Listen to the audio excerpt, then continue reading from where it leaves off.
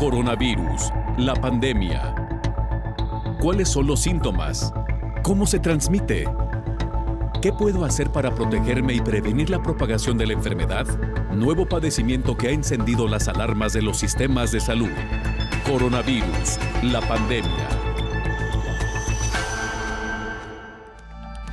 ¿Qué tal? ¿Cómo le va? Bienvenido a este que es nuestro primer programa del año 2021. Deseamos que haya tenido unas felices fiestas de Año Nuevo y por supuesto el deseo y la aspiración, la ambición de que este año 2021 podamos de alguna manera ganar terreno a esta pandemia que ha dejado tanta desolación, muerte por supuesto también y sobre todo incertidumbre. Gracias por continuar con nosotros y bueno, le invitamos para que se quede y que participe con sus comentarios y opiniones en @canal44tv en Twitter y Facebook o mandándonos mensajes también a través de WhatsApp al 33 22 42 06 90. Un saludo a nuestra audiencia en México y América Latina que nos sigue a través de las diferentes señales de la televisión pública y por supuesto también a nuestra audiencia en Radio Universidad de Guadalajara.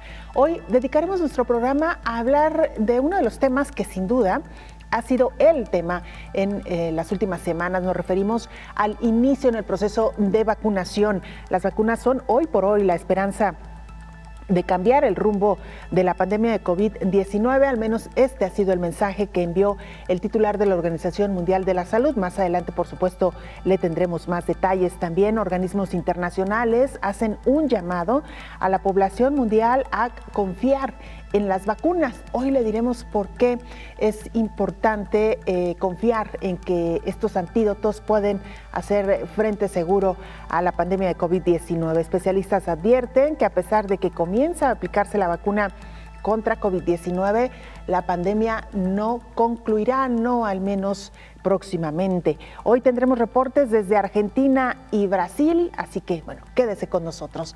Vamos a nuestra pieza introductoria, la pieza que le da marco, contexto a este programa y es nuestra compañera Isaura López Villalobos quien nos la presenta. La COVID-19 sigue midiendo su fuerza de contagio y lo demostró en la última semana del 2020. Su alta potencialidad se extendió por todo el planeta. La movilidad social, las fiestas de fin de año y la política pública sanitaria débil fueron algunos de los aspectos que dejó en claro que no hay coordinación. Autoridades y sociedad han caminado en este largo trayecto de la pandemia desvinculados. Algunos aspectos que marcaron esta división fueron las acciones aplicadas a principio de su surgimiento. Sin embargo, en este camino, los profesionales de la salud han sido los más desgastados y afectados en su salud laboral. Con el surgimiento de algunas vacunas, aún no hay garantía de que la COVID-19 comience a desvanecerse. En el último informe de los Centros para el Control y la Prevención de Enfermedades de Estados Unidos explica la forma como actúa las vacunas AR mensajero contra COVID-19. Indica que por su tecnología son un nuevo tipo de vacunas que protegen contra enfermedades infecciosas. El biológico ARN mensajero enseña a las células a producir una proteína. Se aplica en el músculo del brazo. Una vez que el organismo creó esa porción de proteína, la célula descompone las instrucciones para deshacerse de ellas. A partir de allí, inicia el proceso de reconocimiento y al final, el organismo aprendió cómo protegerse contra futuras infecciones. El beneficio de las vacunas de ARN mensajero, como el de las demás, señala el organismo estadounidense, es que las personas que se la aplican tienen protección sin correr el riesgo de sufrir consecuencias graves de contraer COVID-19. Asimismo, se menciona que en la medida que las vacunas contra COVID-19 sean autorizadas y luego se recomiende su uso en los Estados Unidos, se irá teniendo más información sobre los grupos a los que hay que aplicar, los ingredientes, la seguridad y la efectividad. Por el momento hay 2 vacunas autorizadas y recomendadas para la prevención de COVID-19 en Estados Unidos, como es el biológico de Moderna y de las farmacéuticas de Pfizer y BioNTech. Estas últimas recibieron la semana pasada la autorización de la Organización Mundial de la Salud para su uso de emergencia, la cual ya se aplica en algunos países de América. En este largo trayecto de la pandemia, los países europeos y de China comenzaron con la aplicación masiva de la vacuna contra COVID-19. Hoy en día hay varios ensayos clínicos a gran escala en fase 3. Informó Isaura López Villalobos. Gracias, Isaura, por este recuento. Vamos ahora a la sede de la Organización Mundial de la Salud en Ginebra, Suiza. Nuestro compañero Roberto Castañares, corresponsal de la agencia EFE, nos presenta el más reciente informe. Roberto, ¿cómo iniciamos semana? ¿Cómo iniciamos año? Te saludamos. Hola, ¿qué tal? Buenos días, Belén. Buenos días a todo el auditorio de Canal 44. Acabaremos este primer lunes de 2021 con 84 millones de casos confirmados de COVID-19 en todo el mundo. Pues tengan por seguro que al menos se van a rozar. A esta hora son casi 83.800.000, tras haberse reportado ya 400.000 nuevos contagios, según los datos difundidos por la Organización Mundial de la Salud.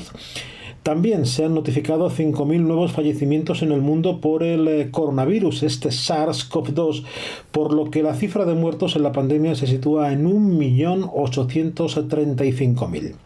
Los pacientes recuperados superan la barrera de los 60 millones y de los 23 millones de casos activos se mantienen como graves o críticos un bajo porcentaje, el 0,5%, o en número total 105.000 personas. Por situar en este inicio de semana y de año cómo está el mundo, dividido por zonas geográficas, decirles que no hay cambios. América se acerca a los 37 millones de casos confirmados desde el inicio y 876.000 muertes, mientras que Europa acumula 27 millones de contagios y 590.000 fallecidos.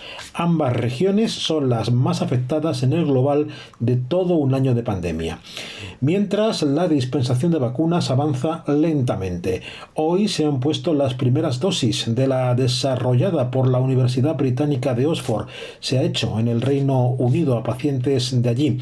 Además, la Organización Mundial de la Salud ya ha anunciado su primera autorización para uso de emergencia de una vacuna contra la COVID-19, concretamente la desarrollada por las farmacéuticas Pfizer y BioNTech.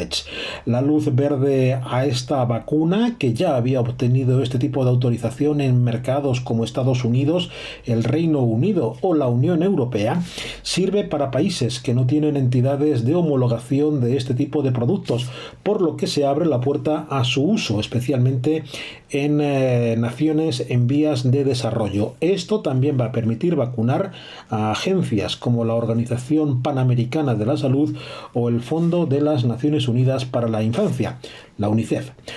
Reportó desde Europa Roberto Castañares para el programa Coronavirus, la pandemia. Gracias, Roberto, por esta información. Le recordamos las formas de hacer contacto, @canal 44 TV en Twitter y Facebook, o nos puede mandar mensajes también en WhatsApp al 33 22 42 06 90. Y mire, continuando con el tema de las vacunas, sin duda alguna representan hoy por hoy la esperanza de cambiar el rumbo de la pandemia, al menos es lo que dice la Organización Mundial de la Salud. En su mensaje de fin de año, el director general de la Organización Mundial de la Salud, Tedros Adhanom, reiteró que las vacunas ofrecen una gran esperanza de cambiar el rumbo de la pandemia, pero para proteger al mundo, se debe asegurar que todas las personas en riesgo estén inmunizadas, no solo los países que puedan pagar por las vacunas. Las vacunas ofrecen una gran esperanza para cambiar la situación de la pandemia, pero para proteger al mundo debemos asegurarnos que todas las personas en riesgo en cualquier parte del mundo sean inmunizadas, no solo en los países que puedan pagar vacunas. Para hacer esto, COVAX necesita un poco más de $4 billones urgentemente para comprar vacunas para países con un ingreso medio o bajo. Este es el reto que nos enfrentaremos en el nuevo año. Señaló que para contraatacar en 2021 no se puede volver a lo de siempre. Se tiene que reinventar el liderazgo basado en confianza mutua y rendición de cuentas. inversiones en el futuro común, crear alianzas, derribar comportamientos estancos y conectar los esfuerzos a algo mayor. Dijo que 2020 demostró que los gobiernos deben aumentar la inversión en salud pública, desde el acceso a la financiación hasta las vacunas para todos contra la COVID-19, para que los sistemas de salud estén mejor preparados para prevenir y responder de una mejor manera a la próxima e inevitable pandemia, informó Rocío López Fonseca. Y aunque el año 2020 fue el año de la pandemia y de los retos también que enfrentó principalmente la medicina, lo cierto es que la respuesta fue positiva de acuerdo a los expertos. Y es que fue precisamente en este año donde se demostró que a través de la tecnología y por supuesto con el conocimiento se puede conseguir en tiempo récord vacunas o una vacuna como la que ya circulan en el mundo. Todos los países que en América Latina y el Caribe participan en el mecanismo internacional llamado COVAX recibirán las vacunas al mismo tiempo, tanto si pagan por ellas como si las reciben gratuitamente, aseguró el subdirector de la Organización Panamericana de la Salud, Jarbas Barbosa. Los 10 países que obtendrán donaciones son Bolivia, Dominica, El Salvador, Granada, Guyana, Haití, Honduras, Nicaragua, Santa Lucía y San Vicente, y las Granadinas, a través de COVAX, mecanismo que en la región lideran la Organización Panamericana de la Salud y el Fondo de las Naciones Unidas para la Infancia. Recibirán las vacunas a la vez que los otros 27 y la obtendrán en proporción a su población. En cualquier caso, para la adquisición y distribución a través de COVAX, todas las naciones deben esperar a que la Organización Mundial de la Salud concluya la precalificación, algo que será más rápido en el caso de vacunas como la de Pfizer, que ya han sido autorizadas por autoridades regulatorias rigurosas, como las de Canadá y Estados Unidos. UNICEF, que es uno de los mayores distribuidores de vacunas del mundo, ya está preparado para una tarea gigantesca e histórica, explica su titular, Henrietta Fore. Cuando estén disponibles, nos estamos preparando para transportar 850 toneladas de vacunas al mes el año que viene. Esto es más del doble de la cantidad que UNICEF transporta actualmente. Además, la agencia instalará 70,000 refrigeradores para las vacunas en países pobres y de ingresos medianos para finales del 2021. La mayoría funcionará con energía solar, informó Rocío López Fonseca. Y ya nos lo adelantaba nuestro compañero Roberto Castañares en su informe. Este lunes se vacunó al primer paciente con la vacuna de AstraZeneca. Esta vacuna, que por cierto hay que decir, México y Argentina han apostado fuerte. México habría comprado hasta 70 millones de dosis a este laboratorio y hay que recordar que hay un acuerdo con Argentina también para producir y distribuir esta vacuna en la región. Se trató de un hombre de 83 años, el primero que ha sido vacunado con este preparado contra COVID-19, desarrollado además de por AstraZeneca con la Universidad de Oxford, después de que los reguladores de este país, de Reino Unido, aprobaran finalmente su aplicación. Brian Pinker, de 82 años y que está en el grupo de riesgo al necesitar diálisis, fue vacunado esta mañana en el Hospital Universitario de Oxford, según la Sanidad de Reino Unido. Estoy tan contento de recibir hoy la vacuna contra COVID y realmente orgulloso de que sea una de las creadas en Oxford. Las enfermeras, médicos y el personal médico han sido todos hoy fantásticos y tengo ganas de celebrar mi 48 aniversario de boda con mi mujer Shirley a finales de año, dijo Pinker en un comunicado. Los reguladores del Reino Unido aprobaron el pasado 30 de diciembre el antídoto de Oxford AstraZeneca una vez analizados todos los datos que habían aportado los investigadores de Oxford. Además de la vacuna de Oxford AstraZeneca, considerada segura y efectiva, el país, como ya le habíamos dicho, inició hace ya algunas semanas con la vacunación del biológico que fabricaron Pfizer y BioNTech. El Reino Unido ya tiene comprometidas 100 millones de dosis del preparado de Oxford y AstraZeneca que permitirá vacunar a 50 millones de personas. Esto en medio de una situación realmente muy grave en Reino Unido, donde los casos de contagio y muerte continúan a la alza. Vamos a la pausa, regresamos con más información.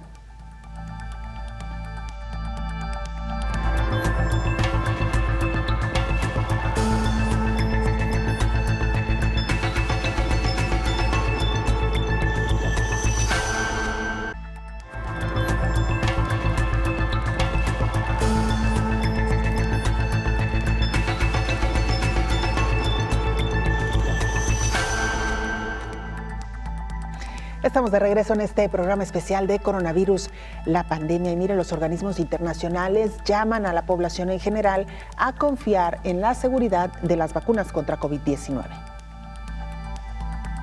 Los Centros de Control de Enfermedades de Estados Unidos hacen un llamado a los ciudadanos a tener confianza en las vacunas contra la COVID-19, ya que están vigentes los procesos y procedimientos de rutina que garantizan la seguridad de cualquier vacuna que reciba autorización o aprobación de uso. La seguridad es la principal prioridad y hay muchos motivos para vacunarse, afirman los CDC.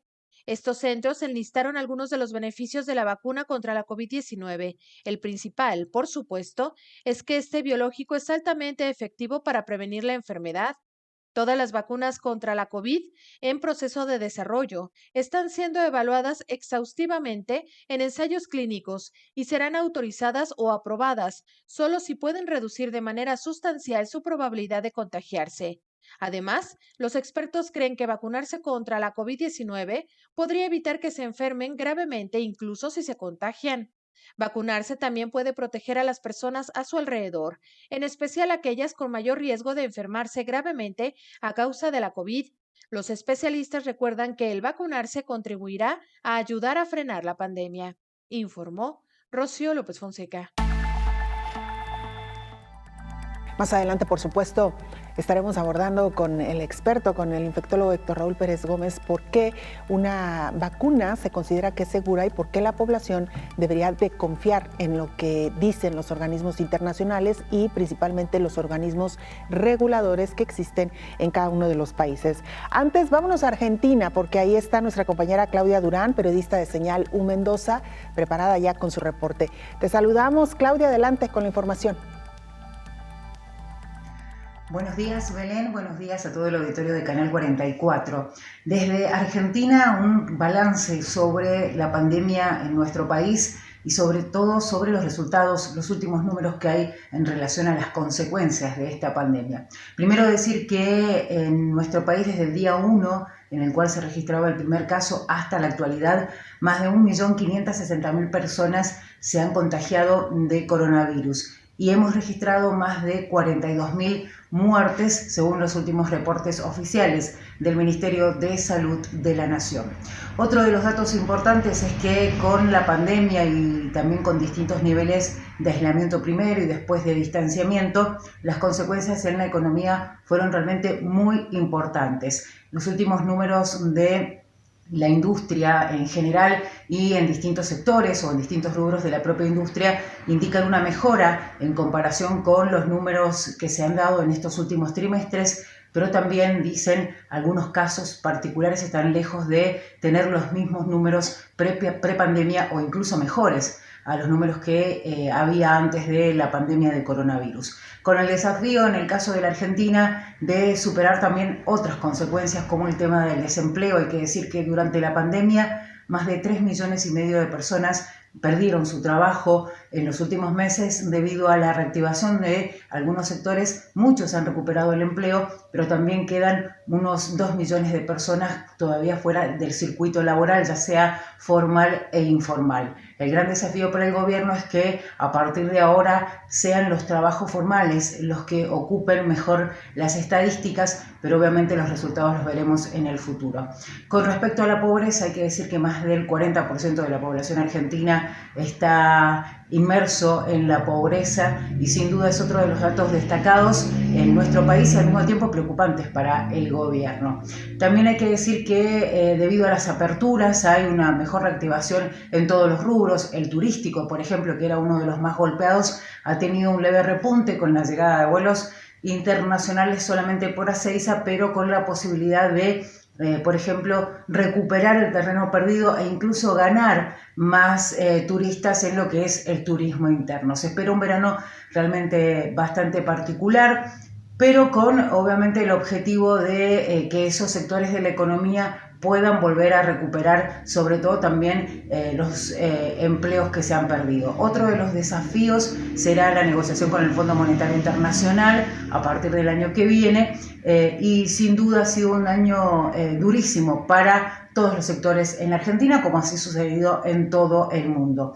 Otro de los datos para destacar es que, con respecto al tema contagios específicamente, hasta mediados del mes de diciembre se produjo un amesetamiento en la cantidad de los contagios, algo que empezó a cambiar en estos últimos días y estas últimas semanas, y ha llevado, por ejemplo, al gobierno de la provincia de Buenos Aires a cambiar algunas restricciones, a abrir algunos sectores y a decidir dar marcha atrás en otros. Por ejemplo, habían aprobado la posibilidad de hacer fiestas al aire libre con hasta 200 personas, y en ese caso decidieron dar marcha atrás en estos últimos días previo a las fiestas de fin de año, porque aumentó la curva de contagios, sobre todo en el área metropolitana de Buenos Aires.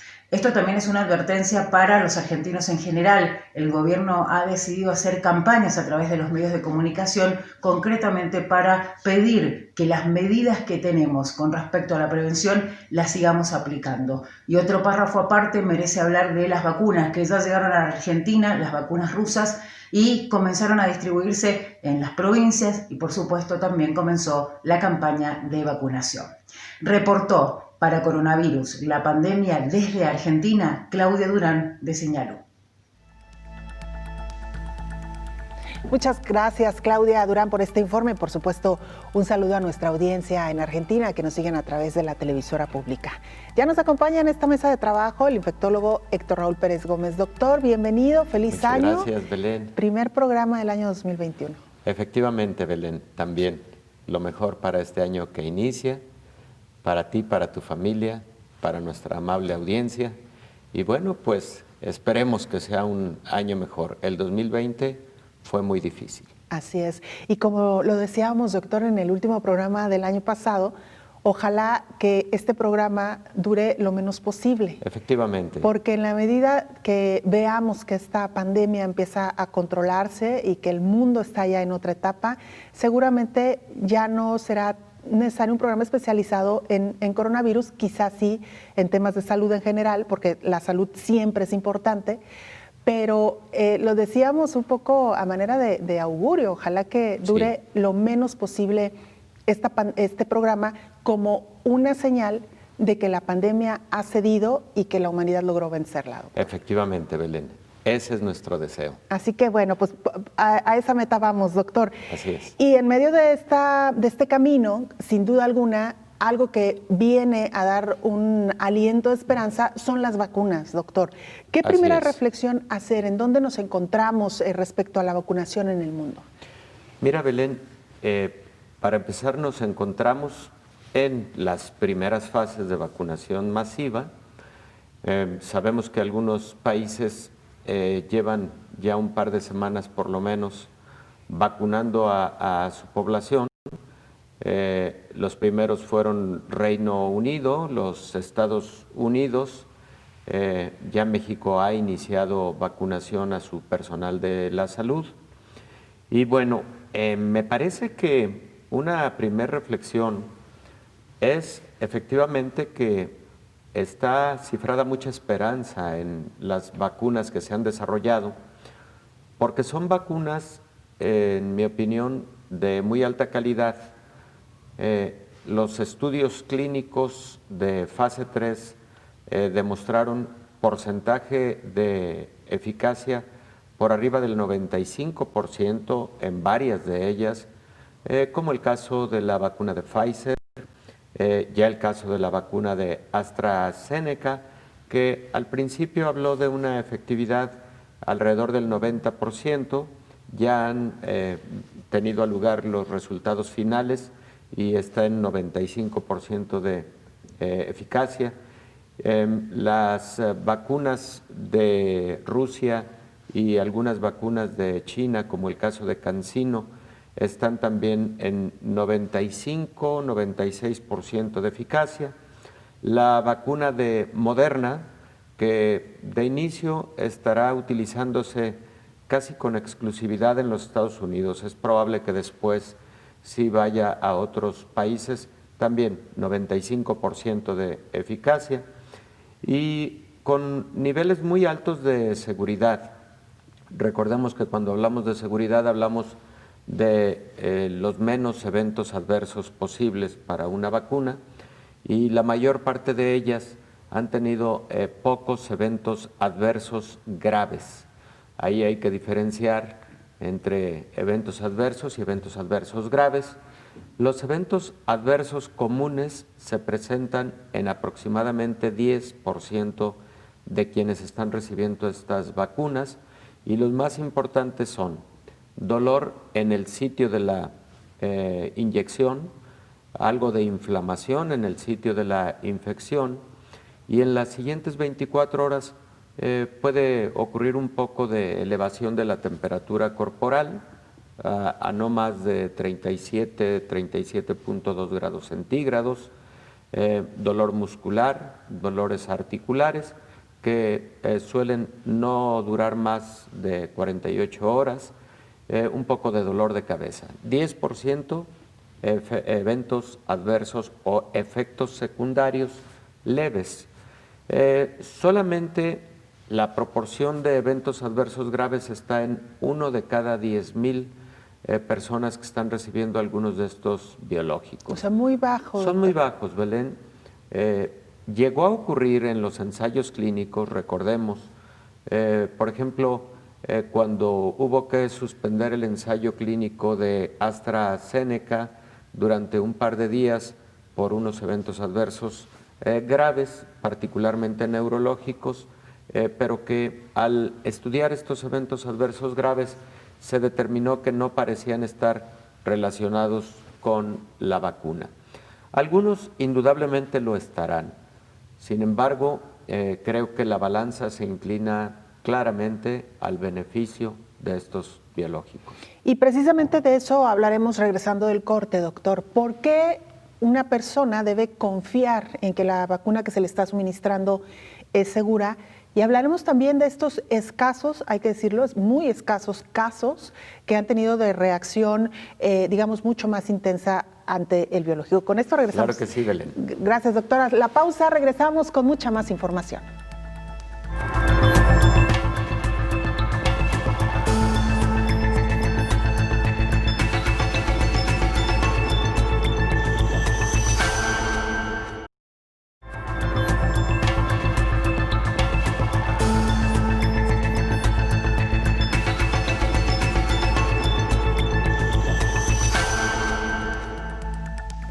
Especialistas advierten que a pesar de que ha iniciado ya el proceso de vacunación en varios países del mundo, esto no significa que la pandemia está cerca de terminar. Terminó el año y llegaron las vacunas. Sin embargo, especialistas dicen que esto no significa que la pesadilla por la pandemia de la COVID-19 se acabe. Señalan que para viajar sin restricciones, no usar mascarillas y asistir a eventos masivos se tardará en volver, ya que se debe vacunar a la mayoría de la población. Hasta el momento, 3 vacunas han sido ya presentadas y algunas de ellas incluso ya están aplicando en varios países del mundo. Se trata de Pfizer-BioNTech, Moderna y la de la Universidad de Oxford y AstraZeneca. El profesor en medicina molecular de la Clínica Mayo en Estados Unidos, Andrew Badley, reconoció que para que se pudiera volver a la normalidad que antes conocíamos, se tendría que vacunar al 75% de la población. Sin embargo, no descartó que existan algunas variables que pudieran presentarse por las que no regresáramos a la anterior normalidad.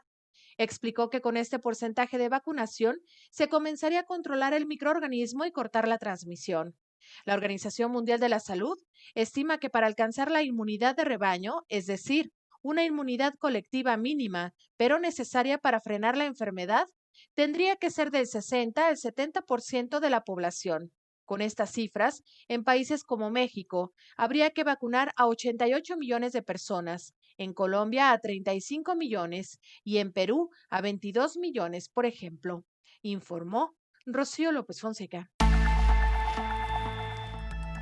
Estamos de regreso con el infectólogo Héctor Raúl Pérez Gómez. Doctor, la pregunta que hoy me parece el general de la población o de la humanidad se hace: ¿debería o no vacunarme ante una vacuna? Y este es uno de los argumentos que he leído con mucha frecuencia, ante una vacuna o vacunas que se aprobaron en tiempo récord y que siempre queda la inquietud o la duda de si son vacunas seguras. ¿Cuál sería su respuesta, doctor?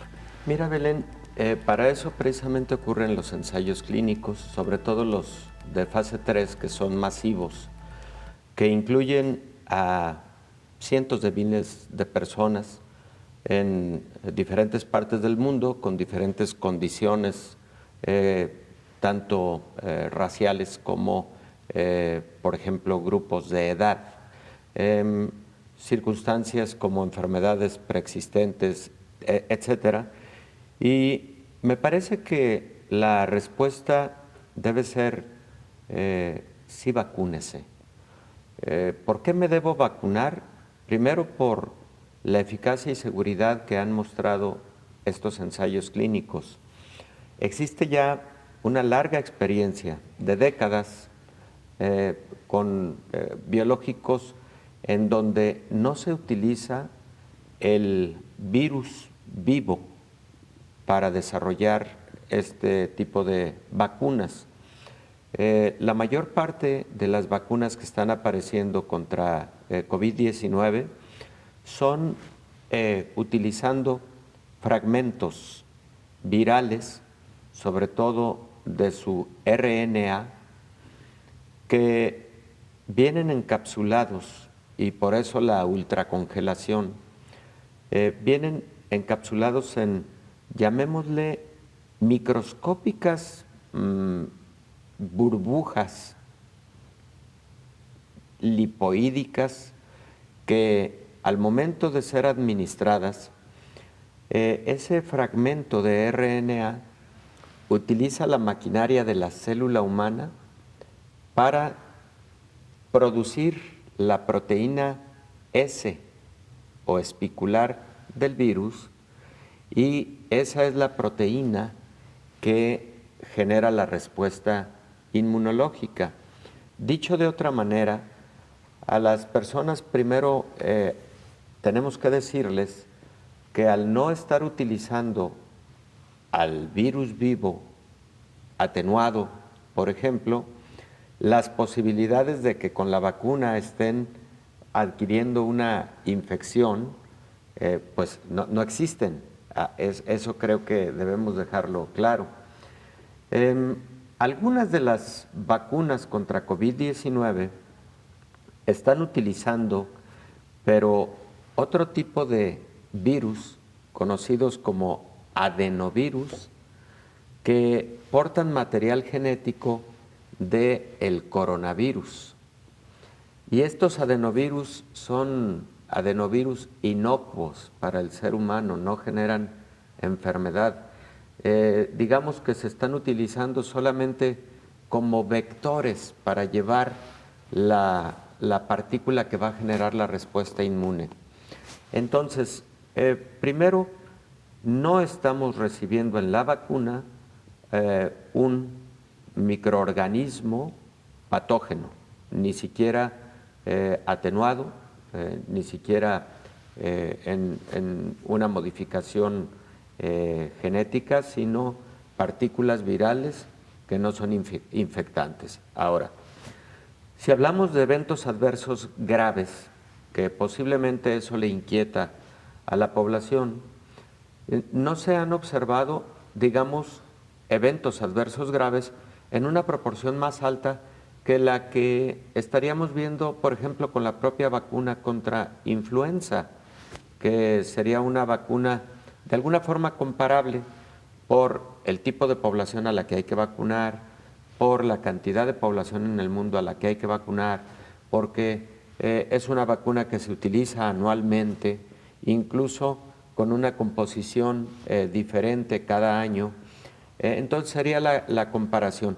Bueno, pues estas nuevas vacunas contra COVID-19 no tienen porcentajes mayores de eventos adversos graves. Por esas razones me parece que la población debe tomar la decisión de vacunarse. Además, recordemos una cosa, cuando yo evito una enfermedad infecciosa, para mí, al momento de vacunarme, pues estoy evitando la transmisión a mi círculo cercano, o mejor dicho, infecciones adicionales al círculo cercano, particularmente a mi familia. Y si pensamos a gran escala, en el mundo se ha determinado que si se vacuna más del 70% de la población, una enfermedad infecciosa se puede considerar bajo absoluto control. ¿Se pueden presentar casos? Sí, por supuesto, como se presentan cada año miles de casos de influenza, a pesar de que se vacune un alto porcentaje de la población. Sí, por supuesto, pero no a magnitudes epidémicas o mucho menos a magnitudes pandémicas. Y también hay que comentar que muchas de estas vacunas, no solo la de COVID-19, sino, por ejemplo, la de influenza y otras más, en algunos pacientes no evitan al 100% el que se presente una infección por el patógeno en cuestión, pero sí pueden disminuir sustancialmente el riesgo de gravedad por esa infección. Hay pacientes que dicen, oye, yo me vacuné y aún habiéndome vacunado presenté un cuadro de influenza. ¿Por qué fue? Bueno, pudo haber sido por dos motivos. Primero, porque pudiste haberlo presentado por un virus o una cepa del virus de la influenza, que hay muchos, que no estaba contenido en la vacuna. Pero segundo, también pudiste haberlo presentado porque no desarrollaste inmunidad suficiente para evitar el desarrollo de la enfermedad, pero tuviste una infección atenuada que no te puso en gravedad. Y entonces, en el caso de COVID también se ha venido observando ese hallazgo, el que reduce importantemente en más del 95% el riesgo de la enfermedad, pero en una proporción adicional reduce el riesgo de gravedad por COVID-19. Otra razón muy importante, doctor, para Definitivo. considerar la vacunación.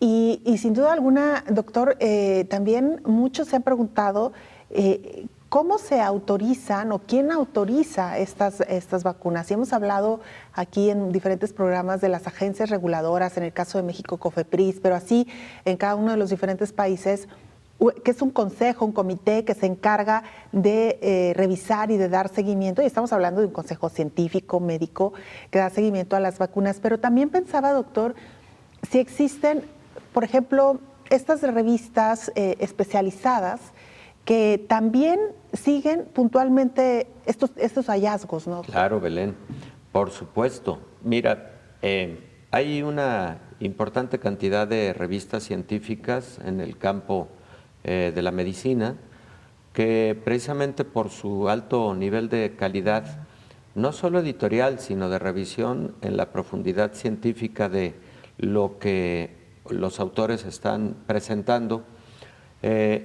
ponen de manifiesto precisamente cuando algunos hallazgos podrían tener la necesidad de un análisis profundo, de una revisión por parte de los comités científicos que revisan el desempeño, el desarrollo de nuevos biológicos, de nuevas vacunas, de nuevos fármacos, etcétera.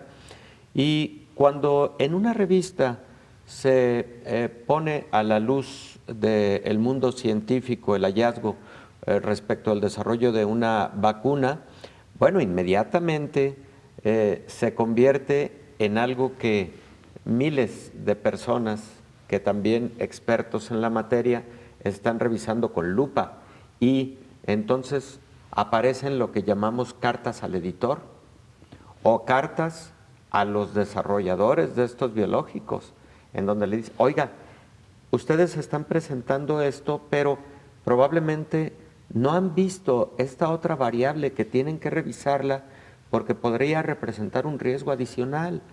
Oigan, a lo mejor no han visto este beneficio adicional, pero los pacientes podrían tener una menor hospitalización por tales o cuales motivos. Es decir, se pone al escrutinio de cientos y cientos de personas en todo el mundo que contribuyen con esas opiniones precisamente a la mayor calidad en el desarrollo de un biológico. Es decir, que además de estas agencias que a lo mejor pudieran estar en entredicho porque algunas las consideran oficiales, ¿no? Claro. Hay, al margen de esto, otros grupos, otras organizaciones independientes que son alimentadas por médicos, científicos independientes que también están siguiendo este tipo de hallazgos. Doctor, vamos a hacer una pausa, regresamos con mucho más del tema. Usted no se vaya, esto es Coronavirus, la pandemia.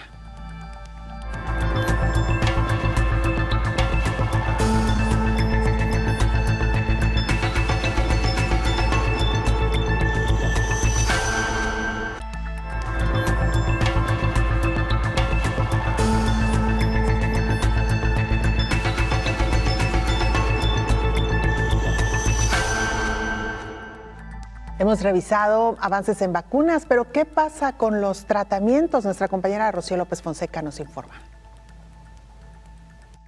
El síndrome respiratorio agudo grave coronavirus, el SARS-CoV-2, se ha diseminado rápidamente a lo largo del mundo, causando una mortalidad significativa en pacientes de alto riesgo con manifestaciones severas.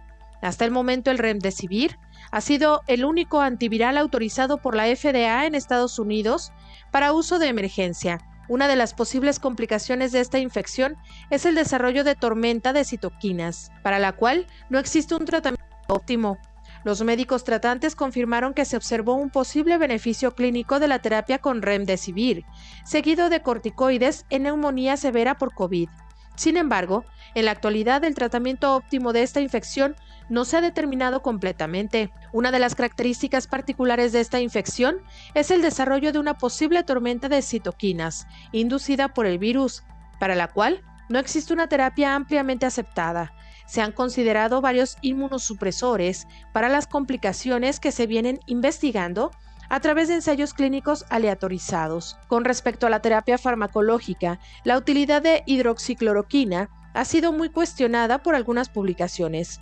Un estudio por el Hospital Columbia University demostró que la administración de hidroxicloroquina no estuvo asociada con un riesgo más alto o más bajo de intubación o muerte.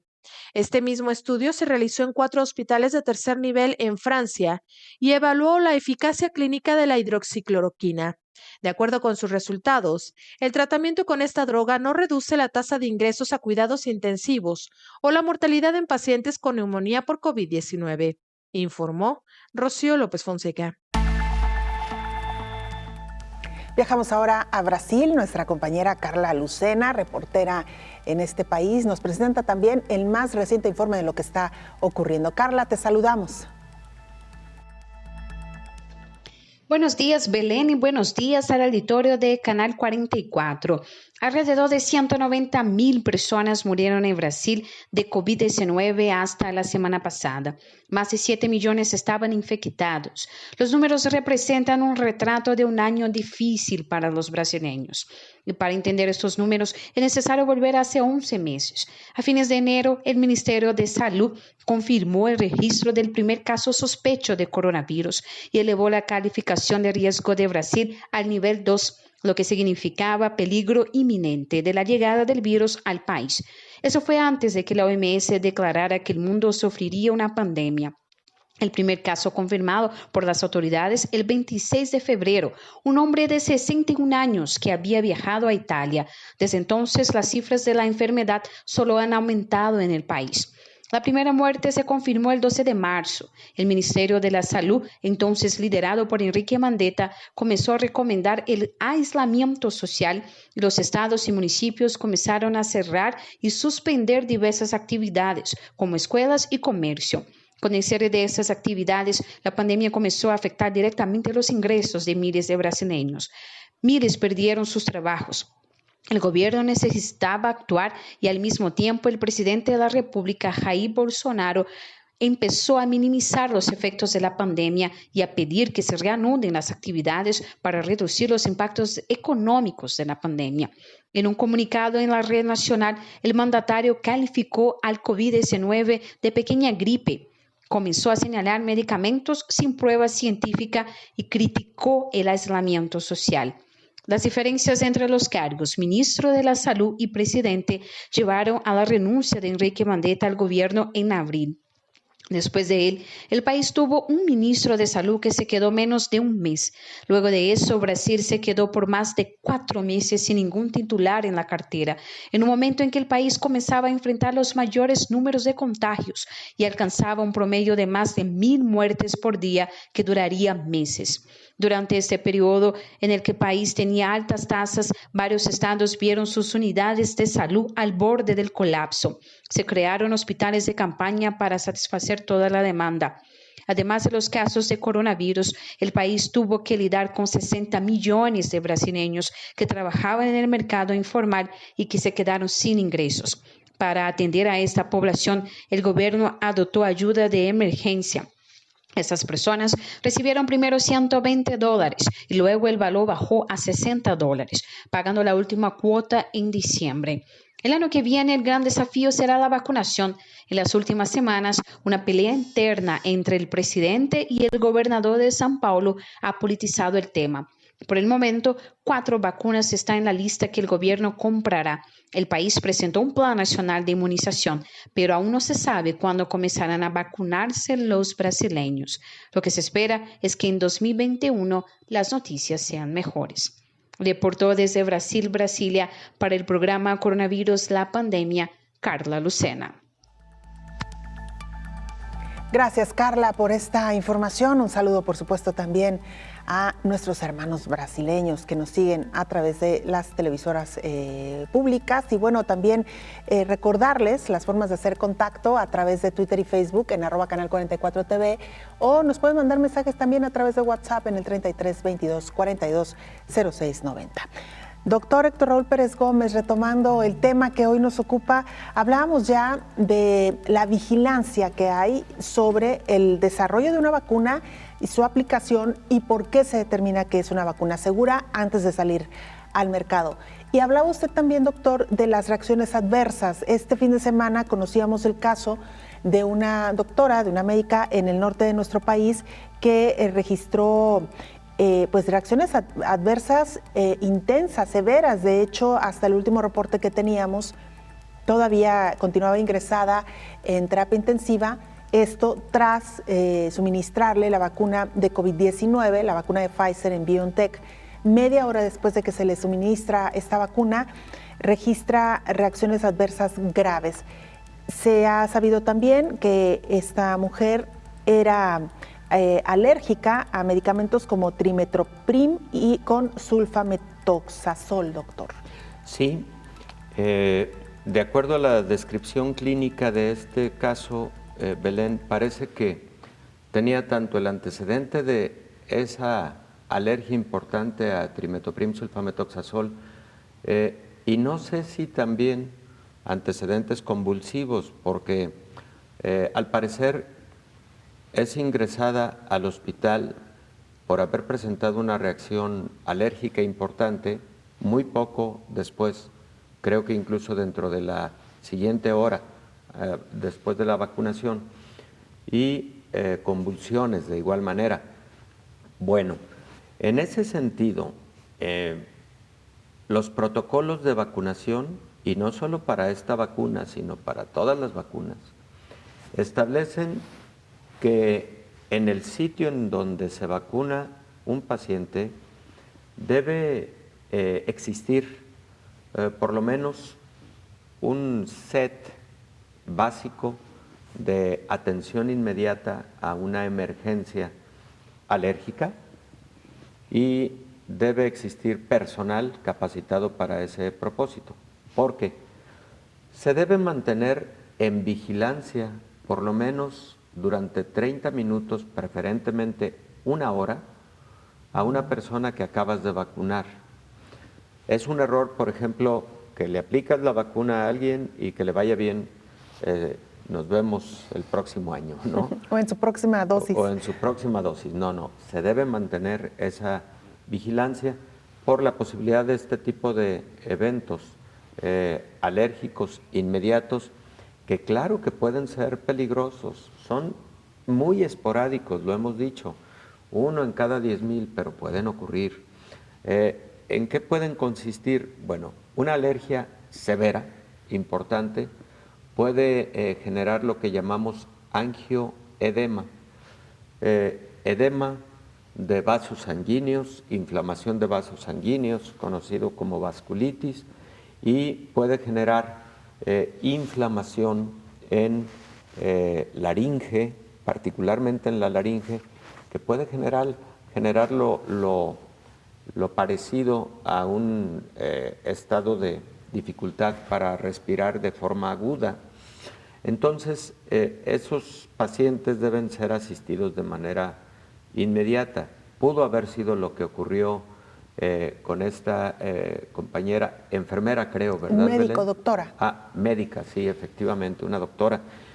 Pudo haber sido lo que ocurrió, y particularmente ese antecedente de alergia a las sulfas siempre debe a las personas que sufren de este tipo de alergias alertarles cuando reciben cualquier fármaco, cualquier nuevo medicamento.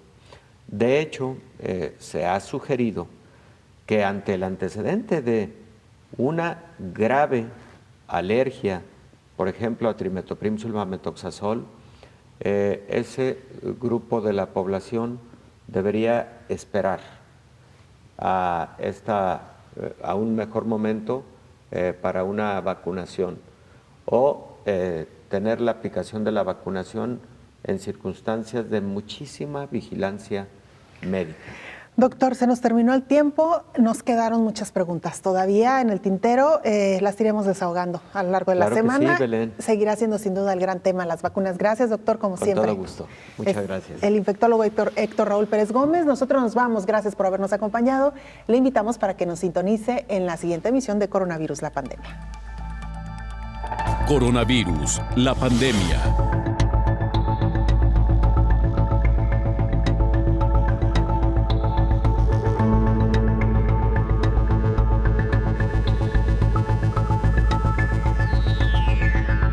Coronavirus, la pandemia.